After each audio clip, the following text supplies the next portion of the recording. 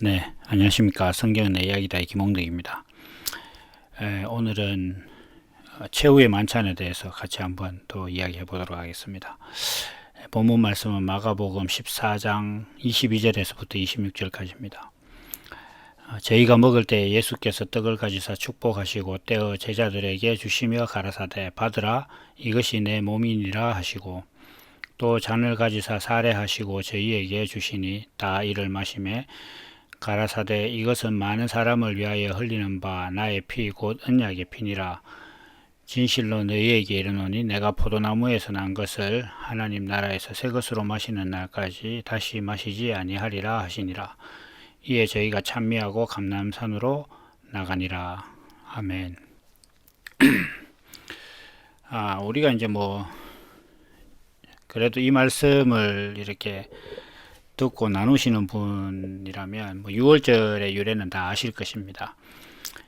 출애굽할 당시에 이제 마지막 재앙, 장자들이 다 죽는 재앙을 피하려면 어린 양을 잡아서 문설주에 이렇게 바르고 그 다음에 서서 허리에 띠를 띠고 이제 뼈를 꺾지 아니한 어린 양 고기를 함께 모여서 먹는 그것이 이제 6월절을 기념하는 내용이죠. 그러니까 그것을 기념하는 것이 6월절이다 이런 것입니다. 지금 우리가 알고 있는 이 최후의 만찬은 6월절 만찬입니다. 그런데 생각해 보면 6월절이라는 것은 결국 예수님을 기념하는 것이거든요. 그러니까 6월절이라는 것 자체가 예수님이 이 땅에 오셔서 많은 사람들을 이제 구원하실 것이다 라는 것의 예표로서 이제 그 6월절이 있었던 겁니다. 그런데 그 6월절의 어떤 기념의 본질이자 대상이 지금 예수님이신데 그분이 지금 이제 그것을 기념하고 있는 것입니다. 그 제자들과 함께. 이제 우리가 다 아는 바와 같이 이것은 굉장히 오래된, 그러니까 연도로도 몇천 년 전에 그런 이야기죠. 근데 어쨌든 간에 그것이 사람들을 구원하는 것에 대한 어떤 예언이다, 예표다, 이렇다는 것은 우리가 지금 다 알고 있는 것입니다. 그런데 이 6월절에는 유대인들이 출애굽 당시에 그 자기 조상들이 했던 것과 같은 그런 모양을 이렇게 하려고 유지를 하고 있었습니다. 그런데 예수님께서 이제 나누시는 어떤 그 잔은 어린 양을 잡아서 그 피를 문설주에 바르고 그 고기를 먹었던 것이 6월절인데 예수님께서 지금 하시는 이 만찬 속에서는 예수님의 살과 피를 이제 나누어 주신다. 그래서 물론 옛날에 중세 이전의 사람들은 그럼 기독교가 무슨 그 식인 어떤 그런 의식이 있느냐 이런 얘기도 했을 수 있다고 하던데 그런 얘기가 아니라 예수님께서는 이제 빵과 포도주로서 빵은 나의 몸이고 다시 이야기해서 6월절 당시에 뼈를 꺾지 아니한 어린 양의 고기고 그 다음에 이 포도주는 나의 피다. 그러니까 어린 문설주에 발랐던 그 피를 기념하는 것이다. 이 두 개를 기념하는 것은 무엇이냐 이렇게 할 때 어떤 애굽의 종살이에서 벗어나게 하고 자유로운 젖과 꿀이 흐르는 땅으로 하나님께서 약속하신 그 젖과 꿀이 흐르는 땅으로 출발하는 그 시작이다 이렇게 말씀을 하셨던 6월절과 같이 세상의 어떤 그 권세로부터 또 세상의 가치관으로부터 벗어나서 이제 하나님의 의의 세계로 살아가는 그 시작이다 이렇게 이제 말씀하시는 것입니다. 이것이 지금 현재 6월절이 가지고 있는 어떤 그 본질적인 의미고 그 예수님께서 그 6월절을 기념하시면서 자신의 어떤 그 살과 피를 기념하라고 이렇게 하신 그 내용이다 이렇게 봐야겠습니다. 우리는 이 최후의 만찬을 이제 오늘날 뭐 성경을 기반으로 하는 어떤 그 신앙, 특히 이제 그 중에서도 뭐 천주교나 기독교에서는 성찬식이나 뭐 혹은 예찬식으로서 어떤 이 예수님의 마지막 최후의 만찬을 늘 기념을 합니다. 뭐 제가 이제 어릴 적부터 다니던 교회에서 다른 교회나 다른 종교 집단을 이제 거의 가보질 않았어요. 그래서 뭐 자주 접할 기회는 없었는데, 그래도 뭐 주변의 사람들이 뭐 다른 종교를 믿는 사람들이 결혼식을 하거나 뭐 장례식을 하거나 이렇게 하는 데는 또 가보게 되니까, 천주교 미사일에 참석하니까 거의 이제 매 예식 때마다 이렇게 뭐 성체다 그러면서 그런 것들은 좀 나눠주고 그렇게 하더라고요. 그게 이제 다 예수님의 최후의 만찬, 뭐 우리가 요즘 이렇게 줄여서 말하는 성찬을 기념을 하는 거죠. 여기서는 이제 우리가 다 알다시피 예수님께서 빵을 뭐 우리말로는 떡이고 빵을 나누어 주시면서 이건 내 몸이다. 그러니까 이제 받아 먹어라 이렇게 하시고, 포도주를 따로 주시면서는 그 포도주를 이제 이건 나의 피다 이렇게 말씀을 하시고, 이제 받아 마시라 이렇게 하셨죠. 이제 예수님의 살을 먹는다는 어떤 그런 것은 어떤 의미인가? 뭐 아마 이런 부분들, 이 부분에 대해서는 뭐 많은 설교를 들으셨을 것입니다. 저도 많이 들었을 텐데 별로 기억이 안 나요. 그러니까 뭐 기억이 안 난다는 것은 제게 큰 의미가 없었다는 거겠죠. 내가 할 수 있고 내가 수긍이 되는 것을 들었다면 아마 이제 이해가, 기억을 하고 있고 뭐 이렇게 할 텐데, 그게 아니라는 것 아닐까 이렇게 생각이 좀 듭니다. 우선 기본적으로 이제 사람이 먹는다 이렇게 할 때는 그 먹는 음식이 내 몸이 되는 겁니다. 그래서 하나가 되는 거죠. 몸과 하나가 된다는 거죠. 그래서 예수님께서 떡을 나누어 주시면서 이것은 내 몸이니 받아 먹으라 이렇게 하셨다는 것 자체는, 너희가 이제 예수님께서 예수님의 몸이 너희 몸이 될 것이다 이렇게 말씀하신 거죠. 근데 이건 뭐 어떤 행위적으로 뭐 육신을 뜯어 먹는다는 얘기는 당연히 아니고, 이건 어떤 의미냐 하면은 예수님의 어떤 그 몸이 보여준, 다시 얘기해서 예수님의 삶이 너의 삶이 될 것이다 이런 얘기입니다. 그런데 우리가 좀 생각을 해보면 예수님의 몸은 성경에서 어떤 몸인지에 대해서 이렇게 말씀을 해놨어요. 그건 뭐냐 하면 말씀이 육신이 되신 분이다 이렇게 말씀을 하셨습니다. 그래서 그렇다는 것을 알고 이렇게 보면 예수님의 몸을 먹는다 이렇게 하는 것 자체는 하나님의 말씀이 육신이 된 그 예수님의 몸을 먹어서 나도 하나님의 말씀이 육신이 된 존재가 된다 이런 의미입니다. 그래서 이것이 먹는다는 의미거든요. 그러니까 예수님의 몸이라는 것은 하나님의 말씀이 육신이 되신, 그러니까 하나님의 말씀이라는 것은 여기서 이제 그 말씀이 육신이 되어 우리 가운데 가시니 이렇게 하실 때 이 말씀은 성경에서 이제 하나님의 말씀을 표현하는 것 중에 가장 첫 번째라고 할 수 있는 로고스라는 겁니다. 그러니까 로고스라는 것 자체는 그냥 계획, 의도, 뜻 이런 의미거든요. 그러니까 하나님의 의도하신 바가 육신이 되었다. 다시 이야기해서 하나님께서 자기 계획대로 사람을 만들었다 하는 거하고 똑같은 거예요. 하나님께서 자기 형상대로 사람을 만들었다 이렇게 하시는 것과 말씀이 육신이 되었다라는 것이 똑같은 거단 말이에요. 그러니까 그 예수님의 몸을 먹는다는 것 자체는 그 예수님의 몸을 먹는 사람도 하나님의 말씀이 육신이 되는 그런 존재가 된다 이런 의미입니다. 그래서 예수님께서 내 몸을 이것은 내 몸이니 받아 먹으라 이렇게 한다는 것 자체는 이제 너희도 나와 같이 하나님의 말씀과 하나님의 의도와 하나님의 뜻하신 바가 너희 육신이 되도록, 너희의 육신이 되도록 이제 그것에 대해서 너희가 수용을 해라 이런 의미입니다. 그러면 하나님의 말씀이 육신이 된다는 건 어떤 의미냐? 그것은 육신이라는 것은 가만히 있는 존재가 아니에요. 그래서 하나님의 의와 뜻이 삶이 된다 이런 의미입니다.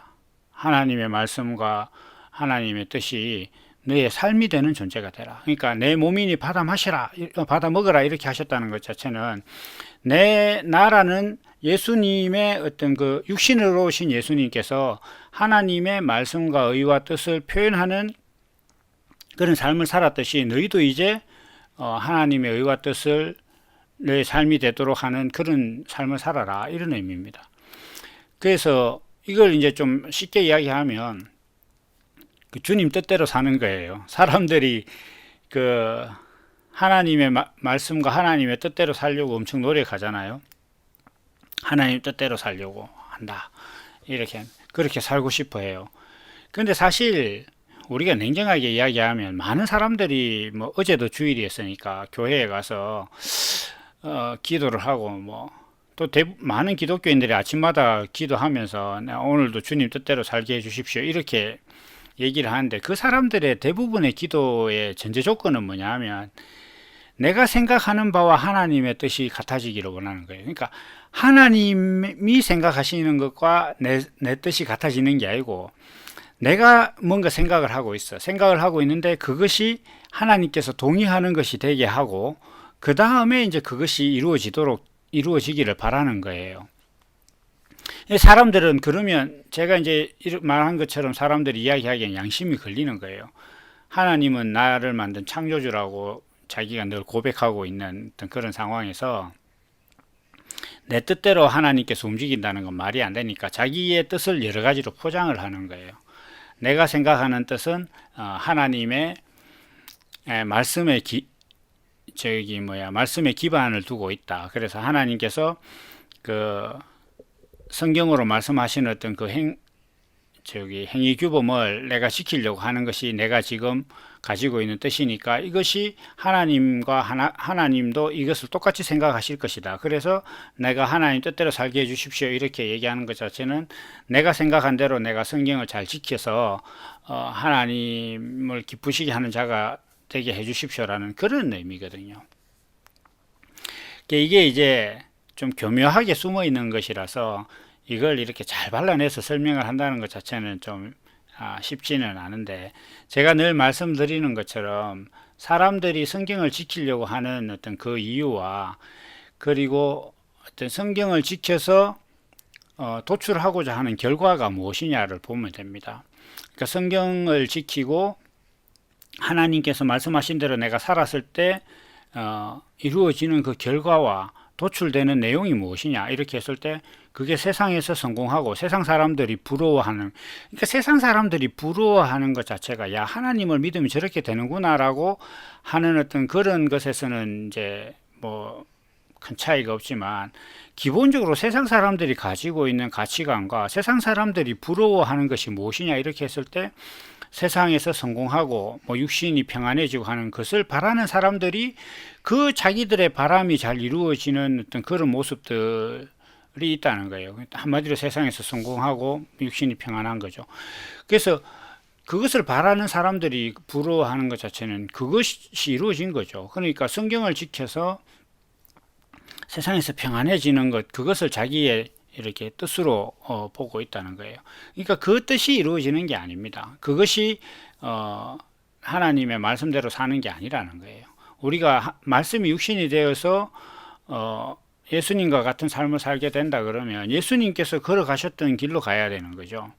예수님은 십자가를 지고 세상에서 가장 망한 자리인 사형수가 됐는데, 그 예수를 믿어서 나는 세상 사람들이 다 부러워하고 성공하는 그런 길로 가겠다, 그건 방향이 완전 반대잖아요. 그래서 지금 이 제자들도 그리스도에 대한 어떤 엄청난 갈등을 갖고 있는데, 제가 방금 말씀드린 것과 같은 그런 갈등이에요. 하나님의 아들이라면 세상의 문제를 다 해결하는 쪽으로 가야 되는데, 어떻게 하나님의 아들이라고 하면서 세상에 굴복당해서 지금 죽으려고 하느냐, 이게 지금 제자들로서는 이해가 안 되는 거죠. 완전히 이제 다른 방향이니까. 그 제자들은 뭐 서쪽을 보고 있는데 예수님은 동쪽에 있는 걸 설명하고 있는 거예요. 그러니까 지금 완전히 다른 내용이라는 거죠. 그래서 예수님께서는 지금 이제 그 갈등하고 있는 제자들에게 마지막으로 내 몸을 먹어라, 다시 이야기해서 내가 너희에게 보여준 어떤 그러한 육신의 삶이 너의 삶이 되도록 해라, 그것이 이제 그리스도를 먹는 것이다. 이런 말씀을 하시는 거예요. 그 예수님의 피를 마시라 이렇게 또 이제 얘기를 하셨는데, 그 피는 성경에서 늘 생명이라고 이야기를 합니다. 생명이라는 것은 정체성이에요. 피라는 것은 정체성이라는 거죠. 그래서 뭐 DNA, 뭐 과학수사 뭐 이런 거 할 때 그 피는 한 사람을 특정해요. 한 존재를 특정하고, 그리고 한 생명을 특정합니다.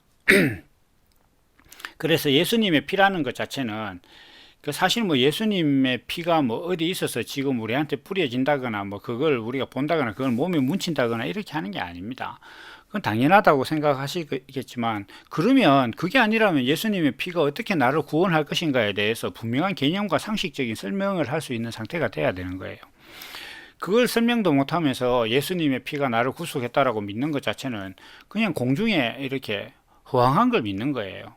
말은 그럴싸하지만 내용과 본질이 없는 겁니다. 그러니까 예수님께서 보여주신 어떤 그 십자가에서 그러니까 예수님께서 십자가에서 피를 흘리셨는데 그 피가 우리를 구원한다 이렇게 하는 것 자체는, 예수님을 이제 십자가에 매달아 놓고 찌르니까 뭐 물과 피가 나왔다. 그러니까 하나님의 말씀과 그리스도라는 정체성이 나왔다는 거죠. 그 그리스도의 정체성을 봤을 때 그것을 먹는 자, 그 정체성이 나의 것이 되는 자들에게 구원이 있다. 이게 지금 성경이 말씀하고 있는 구원의 어떤 기본적인 개념이거든요. 그래서 예수님의 피를 마신다는 것 자체는 예수님의 생명이 나의 생명이 된다는 뜻이고, 예수님께서 그 보여주신 그리스도의 정체성이 곧 나의 정체성이 된다는 거예요. 그게 예수님의 피를 먹는 것이고, 예수님의 피가 나를 구원한다 이렇게 되는 거다. 예수님의 피를 내가 먹어야 내가 구원받은 존재가 된다는 거죠. 그러면 예수님의 피를 마신다는 것 자체는 예수 그리스도의 정체성을 나의 정체성으로 받아들인다는 겁니다. 그래서 여기서 이제 이 피가 또한 생명이라는 것 자체는, 생명이라는 것은 살아있다는 건데, 그 살아있다는 것에 대한 정의가 있습니다. 뭐 제가 늘 뭐 블로그에서 기초적으로 말씀드리는 게, 시계가 살아있다 죽었다는 것 자체는 시간을 알려주느냐 아니냐 이렇게 우리가 표현하듯이, 어떤 세계에 들어가면 그 세계 내에서 살아있다라고 이야기할 수 있는 것들이 있다는 거예요. 뭐 컴퓨터 같은 경우에 맛이 갔다, 이제 의도한 대로 작동 안 한다 이런 거죠. 그 이제 뭐 자동차도 이거 다 이제 뭐 폐차해야 된다, 죽여야 된다 이렇게 하는 것 자체는 내가 자동차를 가지고 의도한 용도 자체가 이제 다 소진됐다, 목적이. 그런 것을 얘기하는 것이지 않습니까? 그래서 예수님의 피를 마셔서 예수님의 생명이 나의 생명이 된다 이렇게 하면, 그 생명은 어떤 세계에서 살아있는 것을 말하는 것이냐? 이건 당연히 하나님의 관점에서, 하나님의 의도하심과 하나님의 목적 안에서 볼 때 살아있는 생명이 예수님의 피다 이렇게 봐야 되는 겁니다. 그래서 예수님의 피를 마신다 이렇게 하는 것 자체는 예수 그리스도의 정체성이 나의 예수님의 정체성, 예수님께서 보여주신 그리스도의 정체성을 나의 정체성과 내 삶의 목적으로 받아들이는 것이고, 그것이 하나님께서 보실 때 살아있는 것으로 보시는 것이다 라는 것이 예수님의 피의 정의와 예수님의 피를 우리가 마시는 것과 예수님의 피가 나를 구원한다는 의미의 모든 것을 설명하는 것입니다. 그래서 예수님의 피를 마신다는 것은 예수님과 같이 하나님께서 생명으로 여기시는 그리스도가 되라, 이런 의미입니다. 여기서 이 그리스도를 또 뭐 더 크라이스트처럼 생각하시면 안 됩니다. 크라이스트입니다. 그래서 이제 이 성찬식에서 말씀하시는 내용들은 바로 그런 겁니다. 예수님께서 이제 기념하라고 하시는데, 이 마가복음에는 또 이제 이런 표현이 있습니다. 뭐 다른 성경에서는 이제 내 살과 피니 뭐 받아 먹으라 이런 표현들이 있는데, 이제 마가복음에서는 뭐 피에 대해서는 이제 약간 이렇게 말씀을 하십니다. 언약의 피다. 그러니까 이것이 하나님과 사람 사이에 이제 약속된 것이다 이렇게 하는 거죠. 그래서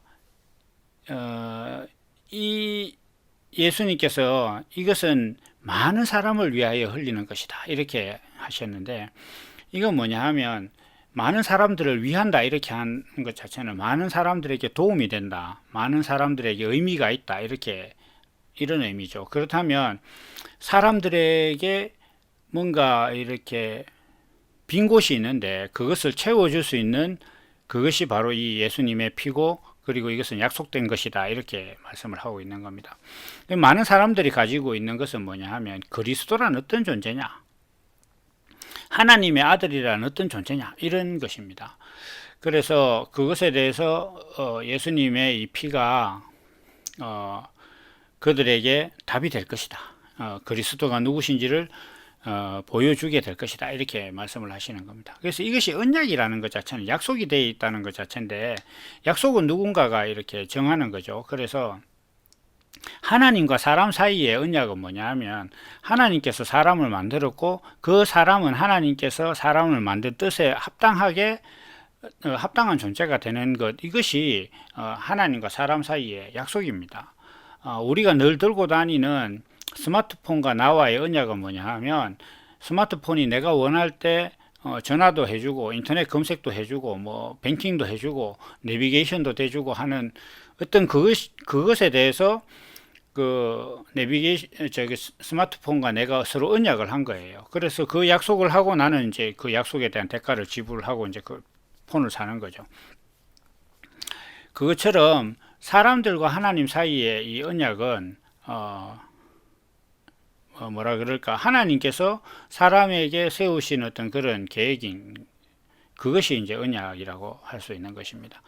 사람들은 자기들이 이제 뭐 그 인생을 살아가면서 인생의 목표나 목적이나 이렇게 정하고 살아가죠. 그런데 이제 TV에 보면은 뭐 그 어떤 만화가가 예능 프로그램에 나오지 않습니까? 그래서 그 사람을 지칭해서 이제 가끔씩 자막에 태어난 김에 사는 남자다, 뭐 이렇게 얘기를 하면서 막 웃고 하는데, 사실 사람들이 전부 다 자기가 인생에서 세운 목적이라든지 자기가 막 추구하는 그 모든 것들이 태어났기 때문에 하는 거예요. 그러니까 태어난 김에 어떻게 해보는 거다 말이에요. 모든 사람이 다 거기에 해당되는 삶을 살고 있다는 거죠. 그리스도의 정체성을 알기 전까지.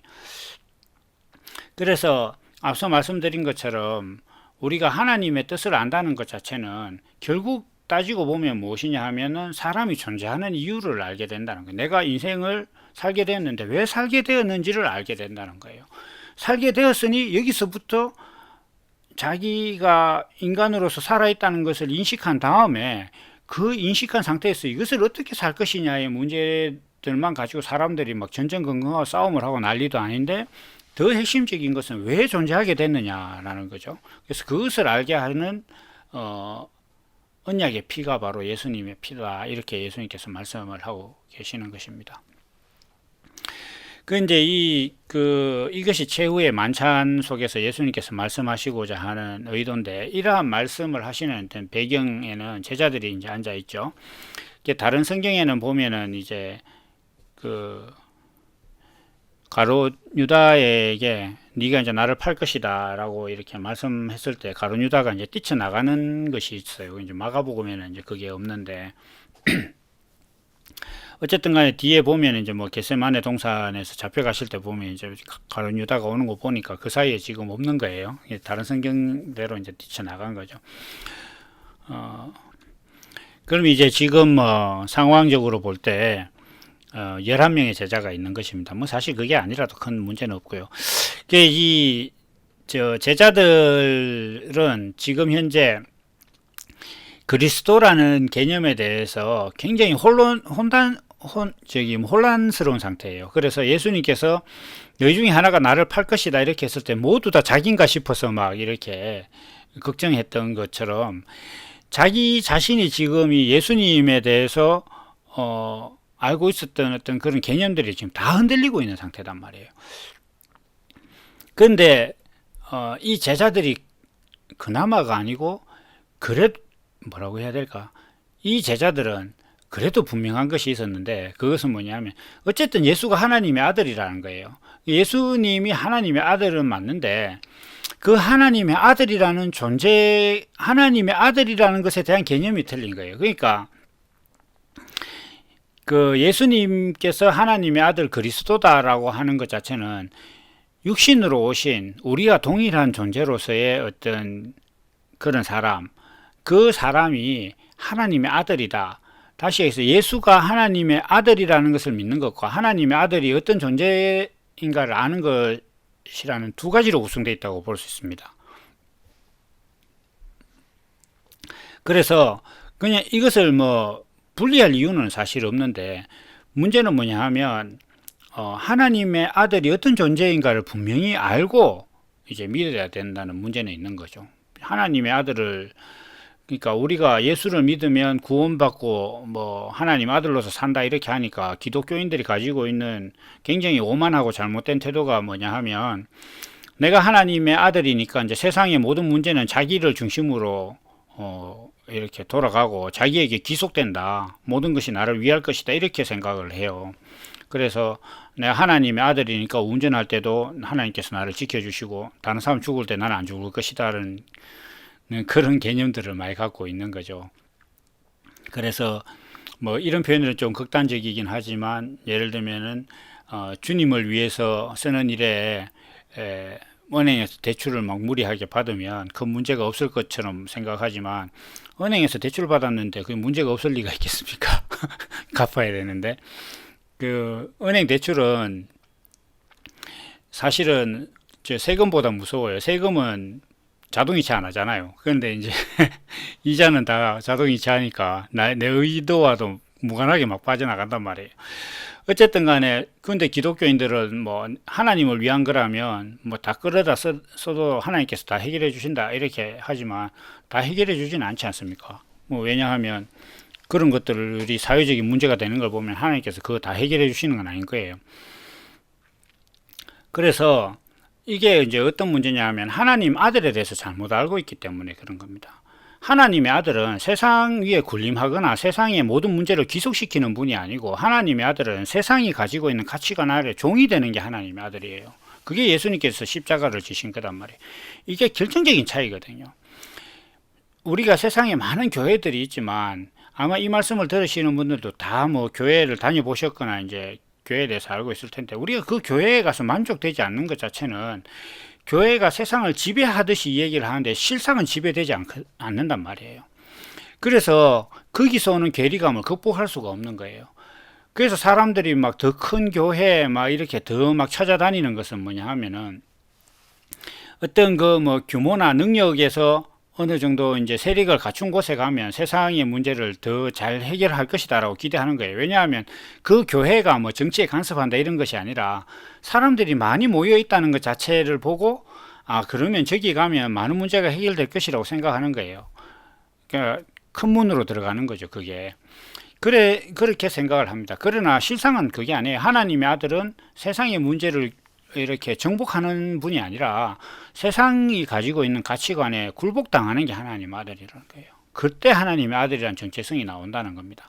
이게 지금 가장 큰 기독교인들의 오류예요. 그 오류가 지금 제자들한테도 있습니다. 근데 뭐 따지고 들면 제자들과 지금 기독교인들은 좀 차이가 많이 나죠. 어쨌든 간에 지금 이제 이 6월절 만찬에서 예수님의 말씀은 그리스도의 정체성에 대한 선언인데, 분명한 선언인데, 이건 지금 제자들이 그리스도의 정체성에 대해서 지금 혼돈스러운 거예요. 그런데 예수님께서 지금 그것을 계속 교정하는 것이다 라고 제가 말씀을 드렸지 않습니까? 예수님께서 지금 그리스도라는 정체성, 하나님 아들이란 어떤 존재인가에 대해서 심각하게 지금 그 고민하고 있는 제자들, 그 제자들에게 예수님께서 이제 빵을 나눠주시면서 이것이 내 몸이니까 받아 먹어라 이렇게 하니까 제자들이 먹었다는 거예요. 그러면 이것을 다시 한번 생각해 보면, 예수님께서 지금 제자들에게 무엇을 말씀하시고 있느냐 하면, 너희가 지금 심각하게 그리스도라는 정체성에 대해서 고민을 하고 있는데, 내가 너희에게 보여준 모습을 다시 한번 잘 생각을 해봐라. 죽은 자를 살리는 능력이 본질인지, 아니면 그런 능력을 가졌음에도 불구하고 낮은 자와 함께 한 것이 내 본질인지 그걸 잘 생각해 봐라. 이걸 지금 예수님께서 말씀하고 있는 거다는 거예요.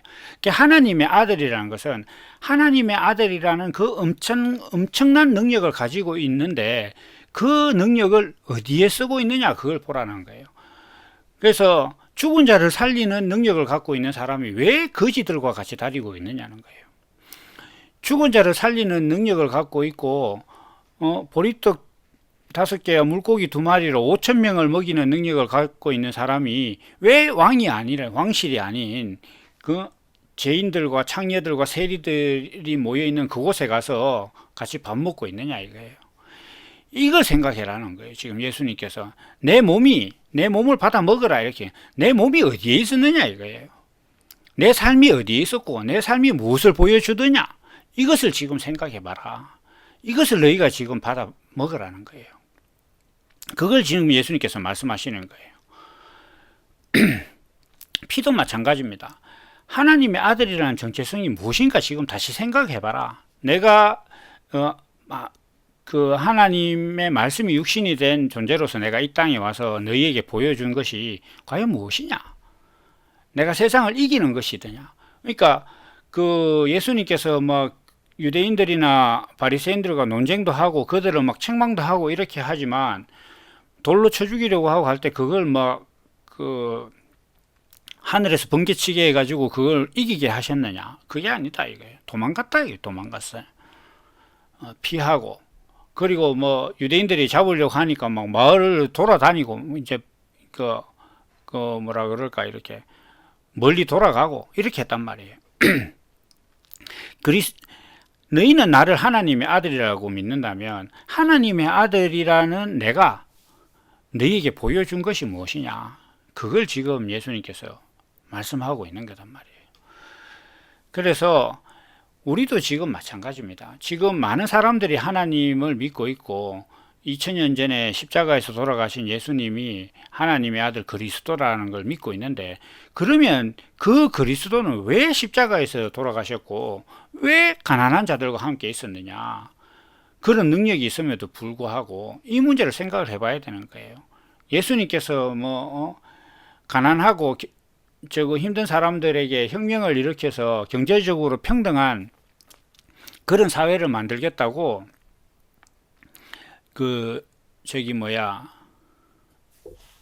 예수님께서 혁명을 일으켜서 유대인들에게 잘 사는 나라를 만들어 줬느냐? 그거 아니지 않습니까? 우리가 이제 자유와 평등 이렇게 얘기하는데, 사실 자유와 평등은 형식적으로는 공존할 수 없는 겁니다. 그래서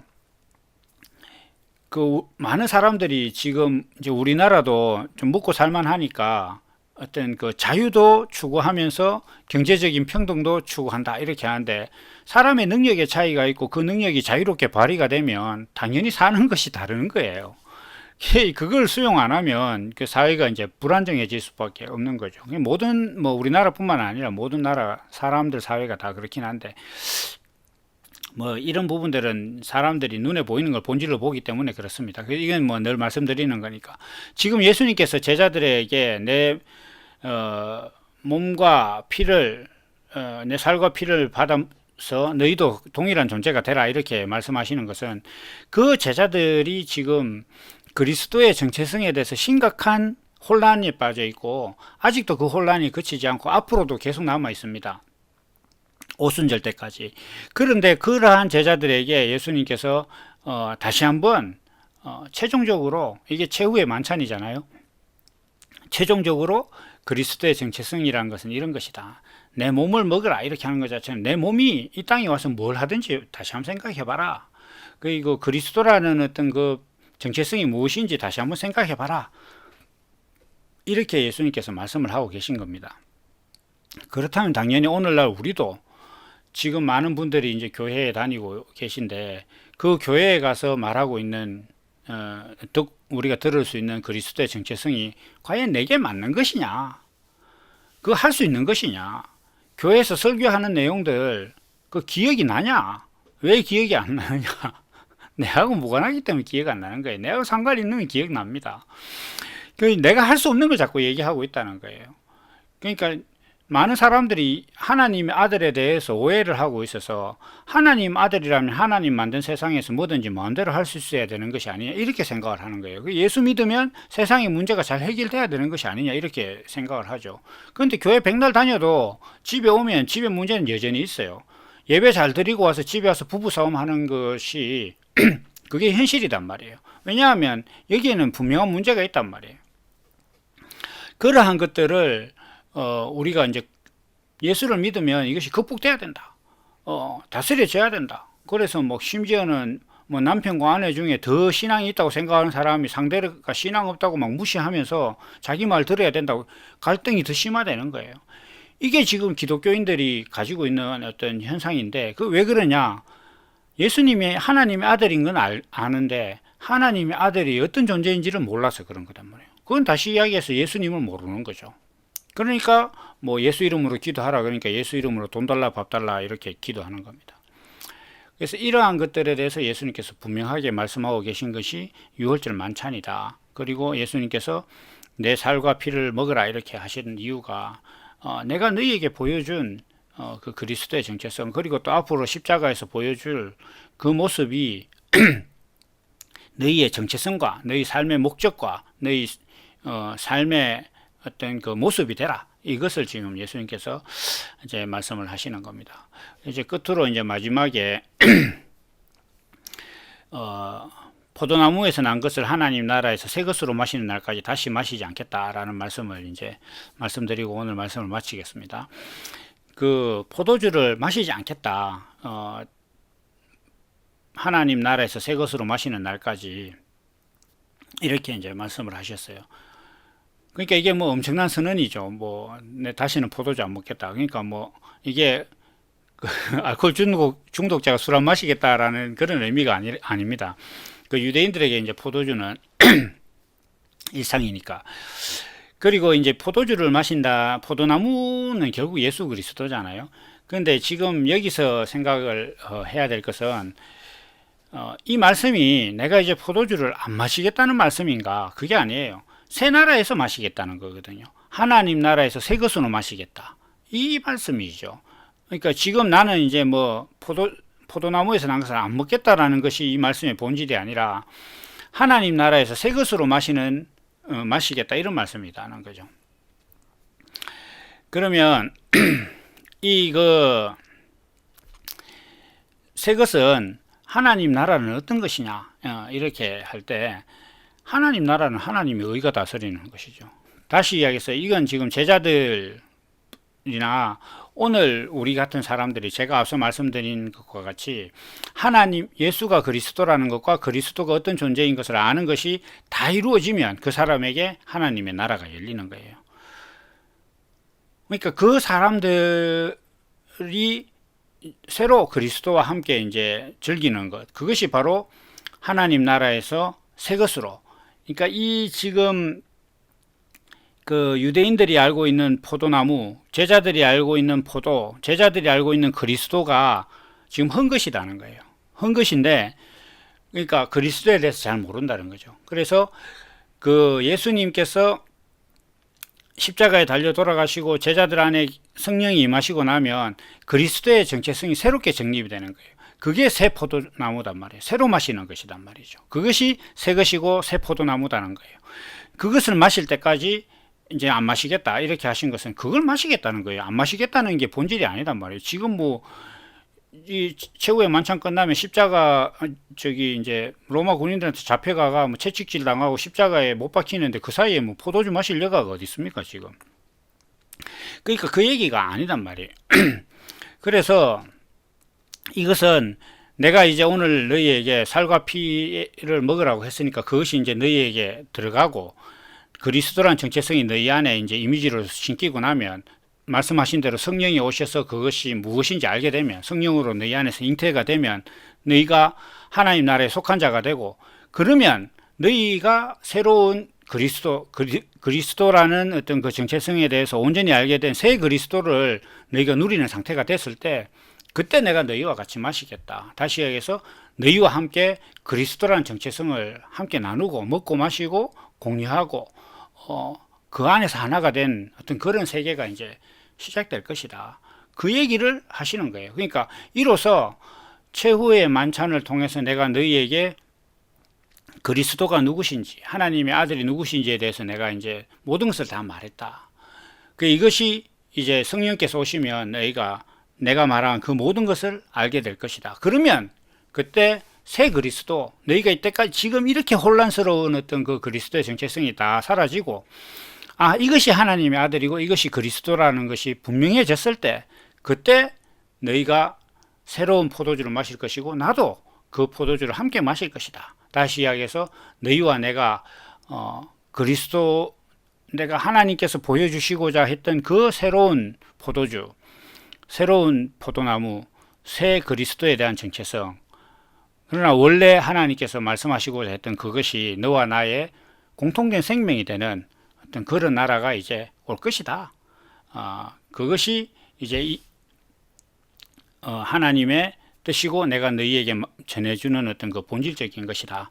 이렇게 말씀을 하시는 거예요. 그래서 이것을 찬미했다. 이렇게 하는데, 뭐 제자들은 아마 그 찬미하는 것이 뭐 아직까지는 어떻게 보면 그 말씀이 좋다 뭐 이렇게는 생각했을지 몰라도 그 뭐 오순절 때까지는 이것이 이제 다 온전하지는 않았지만 그래도 이제 이것을 찬미하고 감람산으로 다시 죽으러 갔다 이렇게 이제 말씀을 하시는 겁니다. 그래서 우리가 이제 이 말씀을 들을 때에 뭐 최후의 만찬이라는 것 자체가 결국 우리에게 예수님의 어떤